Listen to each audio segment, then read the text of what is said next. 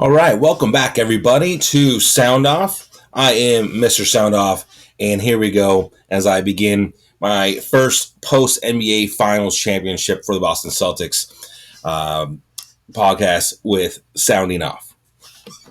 So, as I said, this is our first video after those Boston Celtics did, in fact, complete their dominating victory over the Boston Celtics, finishing off that series with a 4-1 win over the Dallas Mavericks.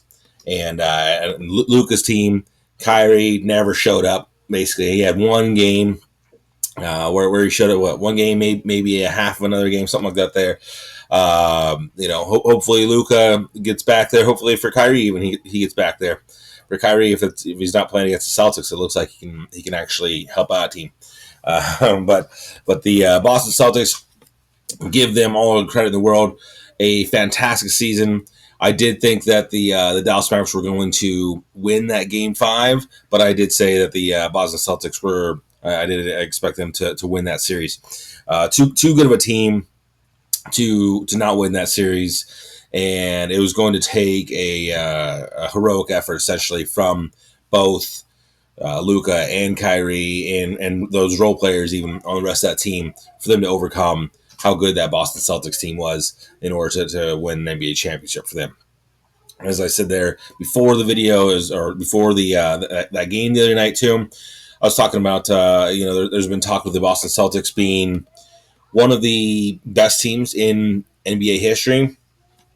I'm going to put out a video on that where I'm going to actually start breaking that down, going into that a little bit more in detail of what I think where the Boston Celtics, where this Boston Celtics team specifically gets stacked up against some of the best teams of all time. You know, are they number one? Are they number 5? Are they the 20th best team? That kind of thing. It's it starts becoming a bit of a short list with them, though, for sure. I don't think that you could say, well, they're an okay team. They're the 50th best team ever. There's they're not even thought of at all against these teams. You can start going into stats. You can start going into thinking of how they do head to head versus some of these other teams. That stuff gets really, really tough with the NBA. With the NBA, with really any sport, I guess, if you think about it, comparing different eras that they have. I mean, with the NBA, they didn't even have a 3-point shot, early on. So, and then it became a thing. And then by the time Larry Bird's getting there, it's still a relatively new concept in the 3-point shot. So you didn't really have very many people shooting the threes back then. You definitely didn't have, the sabermetrics going into it like they do now, where they're like, hey, go ahead and shoot it more. It's worth more, so I'll go ahead and take the lower percentage. All those kind of things that they go into it now.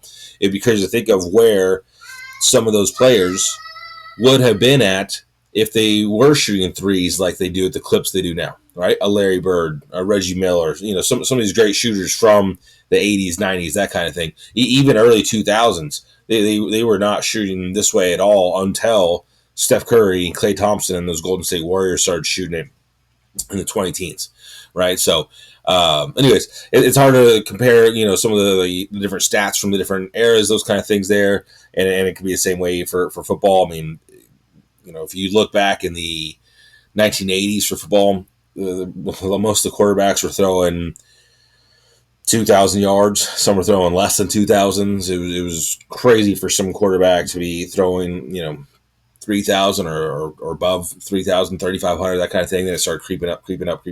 And now every single quarterback, or not every single one, half the quarterbacks in the NFL are throwing for around 4,000 yards per season. And you only, and then what, you end up getting half of that or so. You end up getting another 4 to 6, 8 quarterbacks a year throwing for more than 4,000. 30 touchdowns again in the NFL in the 80s. And you were looking at 15 to 20, and then you had your top elite ones getting you above 20, 25. And then your MVPs, your best seasons from quarterbacks were getting 25 to 30, and now everyone throws around 30 touchdowns in a season, right? So now they're pushing 40 and 50 touchdowns in a season. So it's tough to really do the translation there for all these different teams. But I will do another video breaking down the Boston Celtics, comparing them, trying to rank them as best I can, where I feel like they fit at in the NBA all-time best teams. And where that looks like for them. I think it'll be pretty fun to do that. I hope that you guys come back and have some questions. Throw some questions out there. Have some debates out there. I know everyone's going to have their favorite teams, their bias on different teams, that kind of thing. I'm no different. Like I said before, my last video, I've always kind of liked the Boston Celtics. Anyways, I guess thought of them as my NBA East team that I've been a fan of. I got my Kings and I also have my Warriors. I'm kind of split between those two teams here, due to just kind of where I've lived at. The two teams I've been able to follow, what has been on TV every single night, that kind of thing. There, I think that happens to a lot of people around the country. So been a big fan of both the Kings and Warriors. But as far as teams in the East Coast, it's pretty much mostly been the Boston Celtics the entire time. So congratulations to them. Congratulations to Jaylen Brown also for winning the MVP. Before, again, in our last video, we were talking about the rankings for most likely MVP of the NBA Finals. And I had Jaylen Brown number 1 before we went into that final game. I believe I had Jason Tatum at 3. And then, obviously I had Luka at number 2, but I had Tatum at 3. And then Drew Holiday at 4, and Kyrie Irving at 5. And that could be interchangeable as 4 and 5. But it was interesting kind of going into that game, or the start of that game, because they come out. I felt like Jalen and Jason were both struggling a little bit early on. And Dallas was hanging in there and ahead and throwing their punches and everything like that. But who was taking over the game, who was keeping Boston in the game, and who seemed like he wanted that MVP, was making a push for it, was Drew Holiday. Was Drew, right? He was the one really keeping Boston in that game early on. And I've said before that he was not really much of a three-point shooter. He should have been really their point guard. And if the Boston Celtics were going to lose that series, I think you would have looked back on it, I believe, and said, we still need a point guard like they've needed for the last 6 years. Right? Jason Tatum, I still believe, is not a point guard. He just is a de facto point guard. And it was evident again in that game with how many assists Jason Tatum got in that game there, that they still make him into their point guard. And you can say he's not a point guard. He's too big for it. His position says that he's the small forward or shooting guard, that kind of thing there. It doesn't matter what position they put him at if they're going to do this with him. Deebo Samuel on the 49ers is a wide receiver by definition, but how many times does he line up in the backfield and run the ball, right? You're not saying, oh, that's a running back play. Like, that's obviously he's just lined up as a running back, and they're turning around and handing the ball, and he's running the ball like a running back. You're not saying, oh, he's turning around and he's running it like a wide receiver from that spot. No wide receivers line up back there and just run the ball as a running back like that. He's all of a sudden playing like a running back. Same thing with Tatum. So again, it would be interesting to see, going forward these next years if the Celtics make any changes to that. Drew is also, I guess, probably was Al Horford, obviously, but besides Al Horford, Drew is what the oldest player on that Boston Celtics team, and he's not getting max money. I don't know if Drew Holiday will ever require max money for him to be on a team, and I think that Drew at this point in his career is loving the team and the teammates that he has and winning, right? Being with the Milwaukee Bucks and now Boston Celtics, winning. I think he might be one of those players also that prioritizes winning over money and will stay there for less. Right, so anyways, that'll be interesting to see going forward. I still think if they were not able to keep Drew Holiday and had to let him go, trade him, whatever it might be, if I were the Boston Celtics, I would finally get an actual point guard for that team, and and make it where Jason Tatum can just finally relax a little bit and be a fantastic scorer on your team. Right, Michael Jordan got to do that. Michael Jordan was not the point guard; he might have brought the ball up a lot, and he was type player as well to demand the ball and say, no one else is going to mess this game up. I'm going to go ahead and take it over.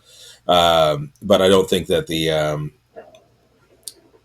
Chicago Bulls forced that upon him every single game and said, "You're going to be the point guard. These are the plays. Right? You're taking it up 90% of the time, and we're running the play through you, right? Where you're starting the play." Right, we're going to use you as a chess piece, and we're going to go to you, that kind of thing there. But different circumstances. So Jason Tatum ended up with a very good game there in Game 5, and it looked maybe like he was possibly trying to push for that MVP, that Finals MVP as well. Really trying to shoot the lights out of the gym as he was trying. I don't think his numbers were really there again, shooting percentage wise, that he was able to pull it off, but he was also getting the assists, and I think you could see that where he was really like, this ball is going to be mine. I'm either going to get the assist or I'm going to get the points out of it. So I think that was kind of interesting to see that Tatum was kind of going for it, but I think Jaylen Brown deserved it as far as him getting being the best player on the Boston Celtics for that entire series, and really for those first 3 wins, it was him and Drew Holiday, and Tatum was there constantly, kind of like putting in some numbers, but not really putting up great games. So I thought it was going to take a big effort for Tatum to actually overcome Jaylen Brown and get that Finals MVP in that final game. So again, congratulations to the Boston Celtics. I know they have their NBA championship parade going on tomorrow. I always love seeing those. So I'll be watching that on TV tomorrow and checking into that. I think that'll be a fun thing to watch and good to see for Boston and for those Celtics players. I like a lot of guys in that team. So congratulations to the Boston Celtics. And again, I'll put out another video as far as ranking them, where I think this Boston Celtics team does rank in the history of best teams of all time for the NBA. Right. Besides going on to my next topic here, I'm going to again kind of put out a little bit of a smaller video. If you guys didn't see the last one, I'm going to start doing some more of these kind of shorter videos that I'm doing, and not so much of the live podcast. That way I can get them out at different times and not have to wait to actually get a set time out for a live stream. Right. But some other things before I go on today. I do have a concert to be going to tonight. One of my favorite bands, Sparta, is playing here in Sacramento, and I can't wait to go see them again. I think I might have lost track of how many times I've actually seen this band now, including seeing them last year in Sacramento as well. A different venue that I saw them in Sacramento last year. Actually, this venue I've yet to go to. I've gone. They have 2 locations. Goldfields does in Sacramento, and then one in Roseville. And I've been to the one in Roseville, but not Sacramento. So I'm excited to go see a new venue and to see one of my favorite bands of all time in Sparta tonight there. So giving a shout out to Sparta, and that will get me to my my next topic here. All right, as far as the song of the day for you guys, I've gone with the Sparta song before. It was off a different album of theirs, but on this one here, I'm going to go Cataract from their first album, Wiretap Scars. If you guys have not checked this out, phenomenal album from Jim Ward and Sparta. This was their first full-length album. They did have an EP out that came out before this. I still remember the day that I picked up that little EP from Tower Records in Sacramento as a kid. Just a phenomenal EP. And then this album came out a little bit later, and the album is amazing. Still one of my favorite albums to this day, this Wiretap Scars. So check out the album. And check out the song Cataract from Sparta from Wiretap Scars. Right? Can't wait to see them tonight. It's been a long time with they're up to now 5 albums and still hopefully going strong here. Obviously they're touring, so can't wait to see what comes next from Sparta. And speaking of what comes next, we go into my album of the week here. And that would be the new one. Been waiting for this. from the Decemberists that just came out. And this came out on June 14th here, so just this last week. And it is As It Ever Was, So It Will Be Again. Right? And this album here, I've not actually got a chance to listen to it quite yet, but just came out, like I said, this week. I'm going to be trying to listen to this over the next couple of days in full. A huge Decemberist fan I am, and can't wait for this album, to listen to this album here. And actually, I feel like there are some bands that put out some I call them cheap albums. I'm talking about the 10-song album that's 35 minutes long or something like that. There, it's like just give me 2 more songs. Just give me 1 to 3 more songs and make this a 45-minute album or something like that. Not naming names, but some of my favorite bands have done that as very recently, even, where the albums just feel lacking a little bit, and it's like, man, it's a good album, but what's the difference? Why do I not feel this album is a great album? Well, they used to put out 12, 13, 14 song albums. The album would be 40 to 50 minutes, maybe even push an hour or something like that. And all of a sudden now it's like every single time they come out with an album, their last 3 albums are all 10 songs. Every album is 33 to 38 minutes long or something like that. Just you took 3 to 5 years to put out an album. You couldn't put 1 or 2 more songs on there, maybe 3 songs or something like that on there, and all of a sudden make this feel like a full album. Sometimes it almost makes the album feel like a little bit larger EP or something like that, kind of thing. So this album, on the other hand, from Decemberists, clocks in at a good old 13 songs and 1 hour 8 minutes long, and with 1 song on there being over 20 minutes long just by itself. So I think they only have 1 song. Let's see here. That's over the 20-minute mark, but that's some good old Decemberist stuff. That's taking it back to earlier albums, such as the Hazards of Love album, which is a phenomenal album, by the way, from the Decemberists, which is 59 minutes long, 17 songs, and they got kind of a mix of some longer songs and very short songs on that album.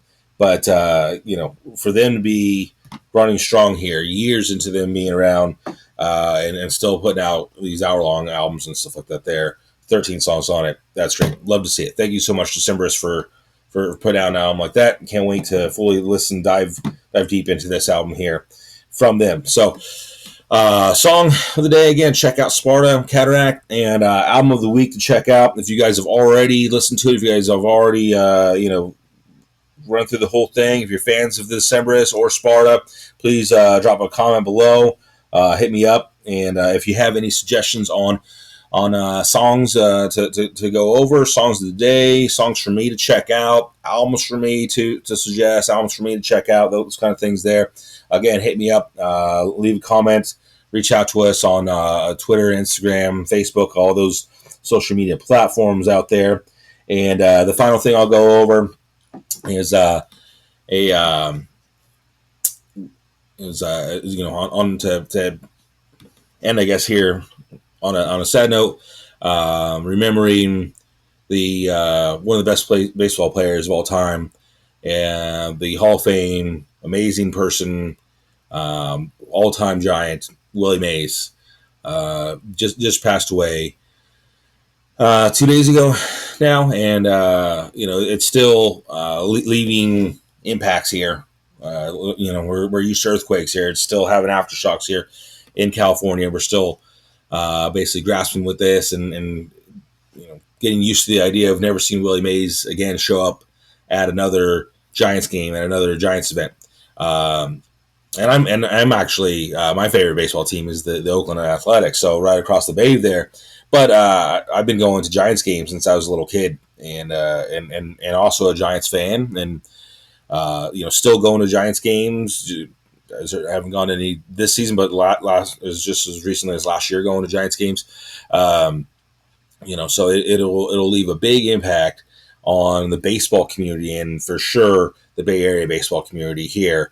And today, I want to put out a video as well because they're also I couldn't believe the timing of this, but they're doing the game there at Rickwood Field in Alabama, which is the first stadium that Willie Mays got his first professional hit at.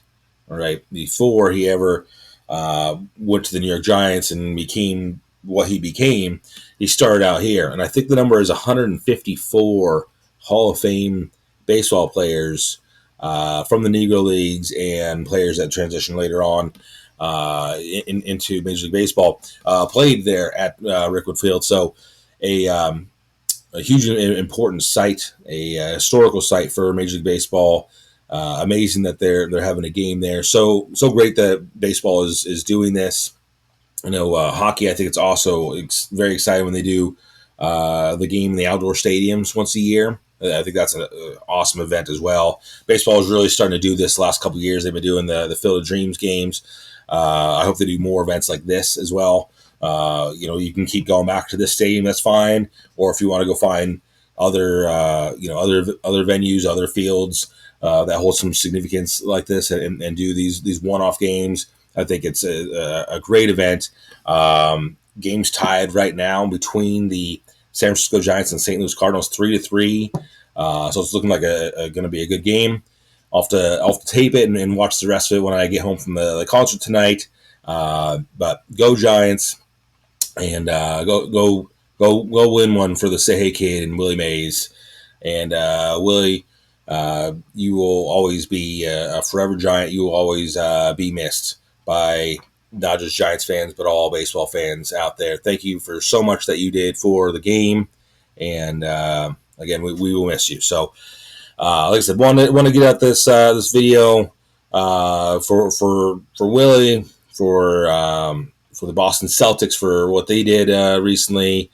Talking about my band that I get to go see here tonight, and hopefully you guys get to have a great night. Check out the different stuff there, and don't forget to don't hesitate in reaching out and sounding off yourself. All right, everybody, have a great rest of your night.